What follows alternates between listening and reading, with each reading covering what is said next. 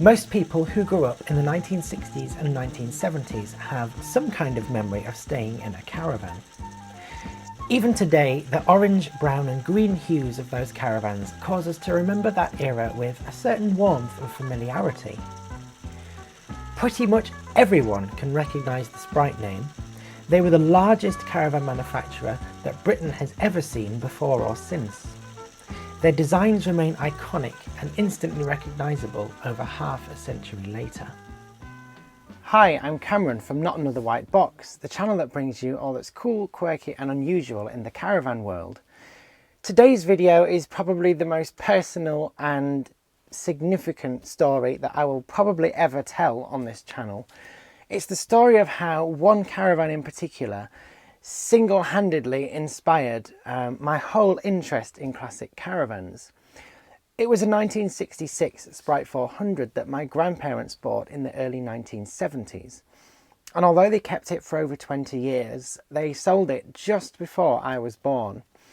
So I was kind of raised on all the photos and the stories of this really cute little caravan. But today's video covers how fate kind of intervened and managed to reunite me with exactly the same caravan that my grandparents had all those years ago. It's an incredible story. It's one that's got to be seen to be believed. So I hope you enjoy watching it today. The story begins in the mid-1960s when my grandparents decided to hire a brand new Sprite 400 and take it from their home in Yorkshire to the New Forest on the south coast of England. This was quite an ambitious feat behind my granddad's BMC Mini, though this kind of towing combination wasn't exactly unusual back when the speed limit for towing was just 40 miles an hour. My grandma had grown up with caravans. Her father had purchased one in the 1950s, and so she definitely had a lust for the carefree caravanning lifestyle. A few years spent creating a home together, and following the arrival of their two children, my grandma decided that a caravan would be a great way to get her young children out of the city for the weekend to see the British countryside. It couldn't be anything other than a Sprite, could it? And so, in 1972, they purchased a second-hand 1966 Sprite 400 for the grand total of £180. Over the next couple of years, they take it all over Yorkshire and quickly invested in a green OBI awning to double up their usable space. My granddad was an avid DIYer, so he often upgraded things like the interior lights and added various fittings. My great-grandmother was a seamstress, and she soon ran up a new set of curtains to just refresh the inside of the little Sprite. Another upgrade quickly became necessary.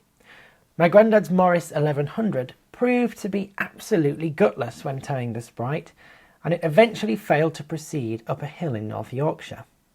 Enough was enough, and it promptly was traded in for a 2-year-old Simca 1301 in 1974. With a more powerful car, they were free to explore places further afield. They tour as far south as Land's End on the tip of Cornwall and as far north as the Highlands of Scotland. Finally, after some encouragement from their friends, they made the brave decision to venture to France with the Sprite in tow in 1979. They instantly loved it, and it was the start of a lifelong love affair with touring on the continent. Following an engine rebuild of the Simca in 1980, with my granddad boring the engine out himself to 1500cc, the extra power was certainly useful as they ventured even further into Europe, visiting Spain, the Netherlands, Belgium and Germany over the next few years. But with their children growing up, the Sprite was used less and less, and it was retired to the bottom of the garden. In the late 1980s, my granddad built his own 2-storey house extension. He was an architect by profession, so he designed the house extension himself and specifically engineered it so that the Sprite could fit past their new extended kitchen. Ironically, needing the funds to help complete the project, the Sprite was sold at the turn of the 1990s to one of my granddad's work colleagues. My grandma never let him forget that she could have had a bigger kitchen if they'd only committed to selling the Sprite sooner. But my grandparents missed caravanning, and they quickly bought a nearly new 1988 ABI Award Dawnstar. Almost immediately after, I arrived as their first grandchild. I don't particularly remember what caused me to catch the caravanning bug, but I was obsessed enough by the age of 3 that my dad and Grandad built me a miniature caravan for the garden that could be towed by my tricycle. I loved caravanning when I was a child. My grandparents were hardy caravanners themselves, and we went away all year round and every summer spent the majority of the school holidays touring the continent with the caravan. But there was one thing that always piqued my interest. This odd little curvaceous green and white Sprite 400. It was like nothing else that you ever saw on site when I was growing up, and in the early days of the internet there wasn't really any information about them at all. My granddad tried to arrange to meet with his old work colleague who bought the Sprite to see if he could take me to see it, but for one reason or another this never happened. By the time I was 17, I was planning caravanning on my own when I passed my driving test. My grandparents had kept hold of their ageing 1988 ABI Award Dawnstar so that I could use it, and they still had a fondness for it despite having a much newer caravan themselves by that point. Very soon after, I purchased my first classic caravan, a 1963 Sprite Alpine. My granddad was the first person to volunteer to help restore it, and between us we turned it back into a very usable caravan that I certainly was very proud of. This sent me down the path of finding out all I could about Sprite caravans. To my amazement, the largest caravan manufacturer that the world has ever seen had very little information about the company out there. So I started a Facebook group to see if other people were interested in classic Sprites, and to my amazement, they were. Years later, a chap called Peter joined the group with a rather familiar looking Sprite 400. Although it had changed colour, there were various details that I remember my granddad discussing. I felt like it could be their old caravan, so I asked my granddad if he might have anything that would have the serial number of the Sprite on it. It's at this point in the story that I was feeling quite confident here, because I knew that my granddad was something of a hoarder. He liked to keep a copy of everything, and every receipt was kept and every note was made, because he believed it was important to keep a self-archive, if you like, of the important details. Crucially, I knew he would have something that would specifically link the Sprite that I'd found to them in particular. So without knowing the serial number of the caravan that had turned up on Facebook, I went to their house and asked my granddad did he have any paperwork or reference of the serial number. And he disappeared off upstairs and came back with some of the original paperwork that, I don't know why he didn't let it go with the caravan, but for some reason he'd kept it. And crucially, inside was the original bill of sale from when they bought the caravan back in October 1972. I just couldn't believe that he still had this. And crucially, amongst all the bits and pieces was a written record of the serial number. So now I had something to go back and present to Peter and say this is what the serial number was. And would you believe it? It was a match. Absolutely incredible. It was the same caravan and we confirmed it. It turned out Peter had bought the house next door to a guy called John, who turned out to be the person who bought the Sprite from my grandparents back in the 1990s. Talk about a full circle moment. It had also spent all those years hidden away in a housing estate that was just 2 streets away from my parents' house. Very quickly a deal was done, and the 1966 Sprite 400 that once belonged to my grandparents will be coming home with me for a full restoration.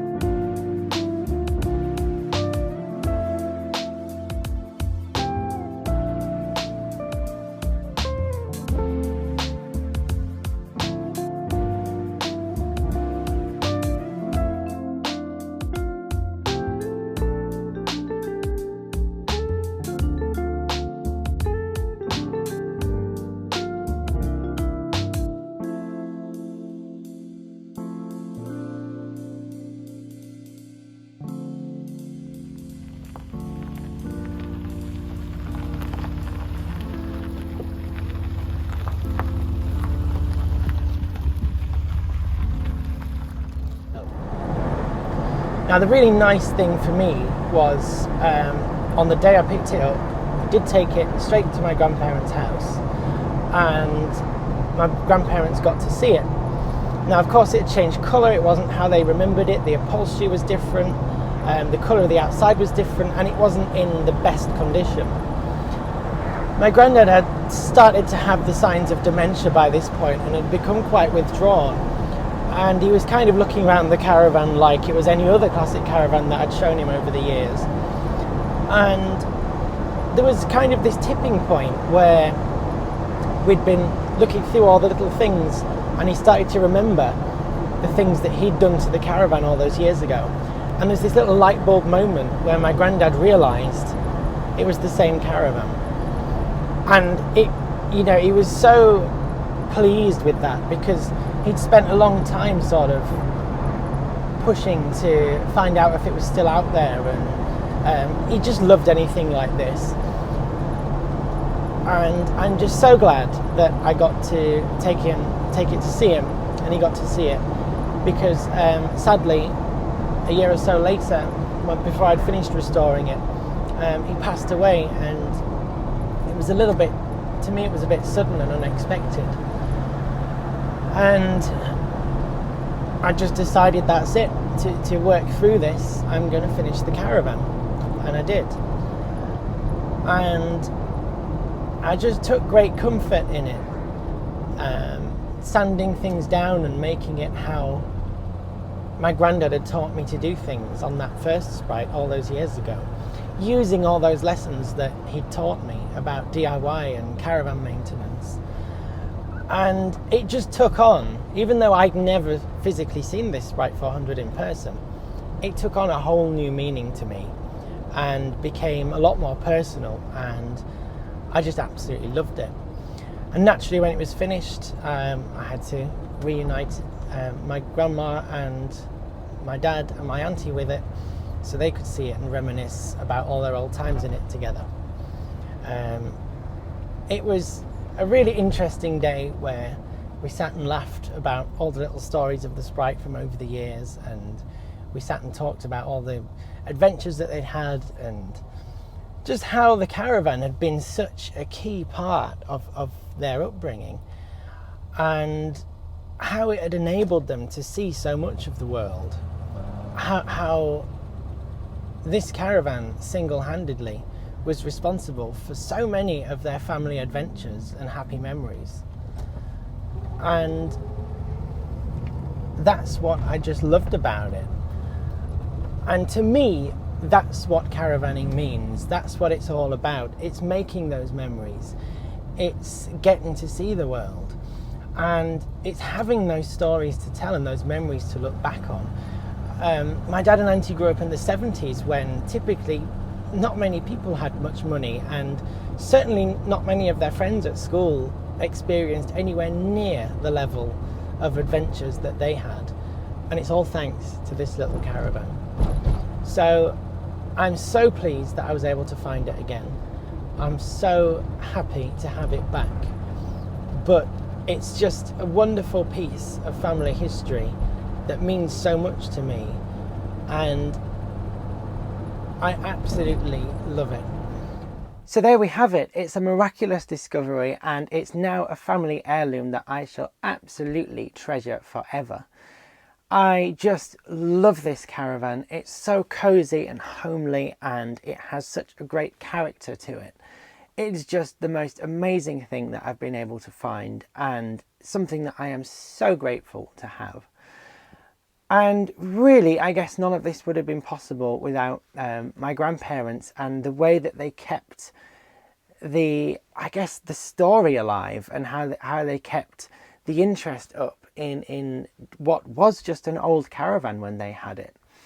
And I'd really like to finish by dedicating this video to my granddad, because he would have absolutely just loved to have seen the finished article. And he knew I had it, and he knew that I'd been reunited with it, but he would have really got a kick out of seeing the finished caravan, all restored and looking exactly like it did when they first bought it. Maybe even slightly better, who knows. But yeah, without him this wouldn't have been possible, and all of the old archive footage that you've seen today, with the exception of a few little snippets in the introduction which are from my archives, but everything else that you've seen was what he took back in the day. And I'm so grateful that he took these photos and these videos, and again, going back to what I said in the middle of the video about how he kept an archive of everything. I think it's really important that we as people should keep a little bit of something about our family history and try and take note as it happens, what happens, and keep a photographic record of it. But overall, it's just incredible that this story has sort of gone in this full circle moment, and it's again I just absolutely cannot get over having this caravan back in our family ownership. It's just amazing. I'm so grateful for it.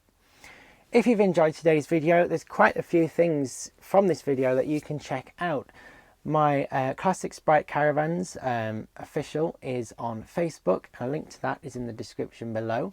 There's also my Classic Sprite Caravans website that has all the detailed history of each individual model, which makes for very interesting browsing, particularly if you had one back in the day or have fond memories of a particular model. You can check that out on the website. Also check out NotAnotherWhiteBox on all forms of social media, Twitter, Instagram, Facebook. I'm always talking about old caravans and always just posting things and bits and pieces that will make you think, I remember that. So yeah, do check those out. And again, if you've enjoyed this video, please do subscribe to the channel. There's plenty more content like this coming and lots to check out besides. In the meantime, thank you very much for coming along and watching this story unfold. And let me know if you've got a similar story of a family heirloom caravan. Let me know in the comments below.